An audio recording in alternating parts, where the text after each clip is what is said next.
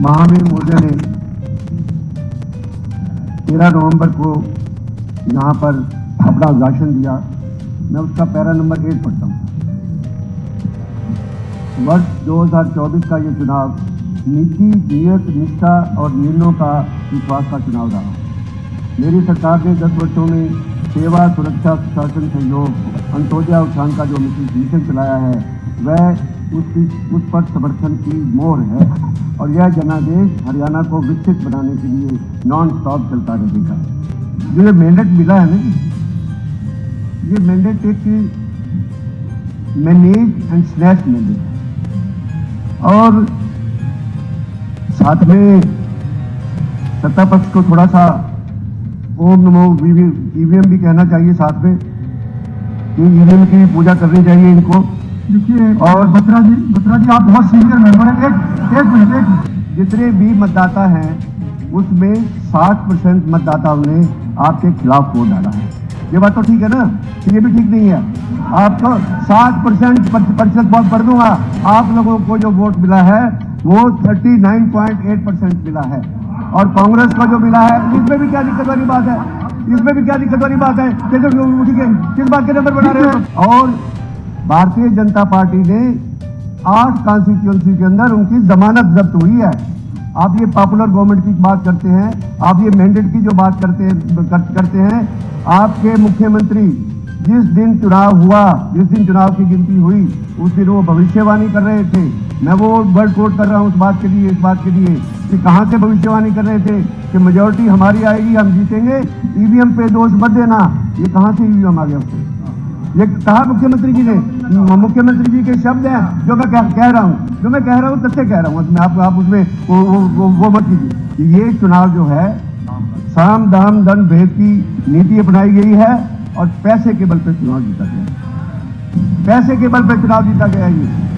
और उसके बाद जनता ने ईवीएम पर सवाल उठाए। आपको अधिकार अध्यक्ष जी, देखिए इनको 5 साल इन्होंने यही नुक्ता चीनी ईवीएम पर दोष देना है। कोई हक नहीं है। मैं रोहतक से चुनाव जीता था 19 में। ये 5 साल चूचू करते रहे, 5 साल चूचू करते रहे। तो ये आप ये देखेंगे सदन चलाना है कि नहीं चलाना, तो इनकी बिना बात की बातें सुनकर हम फिर सदन चलाना कितने हमारी जिम्मेवारी? सदन तो चलेगा, नहीं सदन चलेगा। आपके मंत्री जी गलत बोलेगा तो विरोध करेंगे। सारे वर्ल्ड के अंदर ठीक है 120 कंट्रीज ऐसे हैं जहां पर ईवीएम इस्तेमाल नहीं होता है।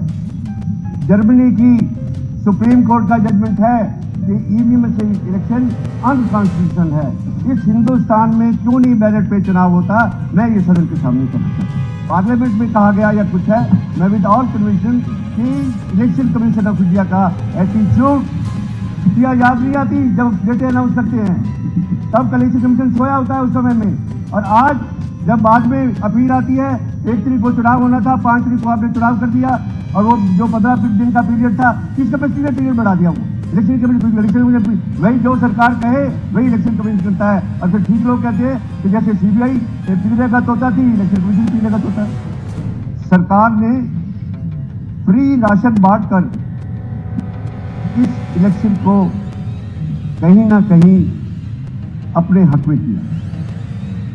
टोटल हमारे प्रांत की पॉपुलेशन है 2 करोड़ 8 लाख, जहां पर 1.9 करोड़ पीपल को बीपीएल कैटेगरी में रखा गया है। कैसा प्रदेश है? किस प्रदेश की आप इतनी बढ़ावना करते हैं? किस प्रदेश की बात है? हमारा इंफ्रास्ट्रक्चर है, हमारा यहाँ पर है, हमारा वहां पर है, यहाँ इतने पैसे खर्च हुए, इतना बजट हो गया या कुछ है।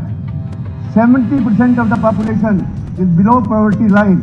इस बात के लिए चिंतन करना होगा। मैं कोई शब्द बोलूंगा फिर सारे खड़े हो जाएंगे उस बात के लिए कि इस बात के लिए। इस सरकार को मैं एक निकम्मी सरकार नहीं कहूंगा तो कोई सी सरकार।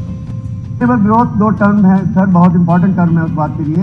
एक होता है गरीबी को हटाना और एक होता है जो भूखा है उसका पेट भरना। ये सरकार पेट भरने में पैसा खर्च करती है, ये सरकार गरीबी हटाने में पैसा नहीं खर्च करती। पार्लियामेंट का इलेक्शन हुआ, पार्लियामेंट इलेक्शन में बराबर की 46 और 48 सीटों का आपस में फर्क हुआ उसके बाद, और उसके बाद डिक्लेयर कर दिया कि सेल्फ डिक्लेरेशन के ऊपर हम बीपीएल कार्ड बनाएंगे। कहाँ लिखा है? कौन से कानून के अंदर लिखा है? सेल्फ प्रोसीजर के अंदर किसने ये ऑर्डर किए? कोविड की महामारी में आप पूरे विश्व में भूखमरी थी, प्रधानमंत्री जी ने संभाला सारा काम। आप मेरा टाइम क्यों ले रहे हैं डॉक्टर साहब? आप मेरा टाइम क्यों ले रहे हैं? आप पहले एक्ट बढ़ो। आप बेटी जी खड़े हो गए, जोर से बिजली फ्री बन जाने वाला समझौता करा है, लोकसभा वोट मांगने वाला जफिया पावा है, हमारे ऊपर क्वेश्चन मार्क करते हैं। कुछ तो सोच लो, बोल रहे हो यार, सुनने की पेशेंस होनी चाहिए यार, वहाँ पे जाके उनसे तो यार नहीं करते हो, पूरा देश में समझौता करते हो, आप कमाल है। चलो Batra ji, minister has given the statement, minister has given the statement, he express कि मेरे को नॉलेज नहीं है इस बात की, पर बात मिनिस्टर को तो कम से कम पता होना चाहिए कि 75 लाख बेनिफिशियरी का राशन कहाँ से मिल रहा है, कब से मिल रहा है। और आपने पार्लियामेंट चुनाव के बाद डिक्लेयर कर दिया इस बात के लिए। और आखिरी बात, मैं ऑनरेबल स्पीकर सर आपकी इजाजत से, आपने मुझे पैरा नंबर 13 है कि 1 दशक पहले के हरियाणा और आज के हरियाणा के दर्पण में किस तरह साफ है।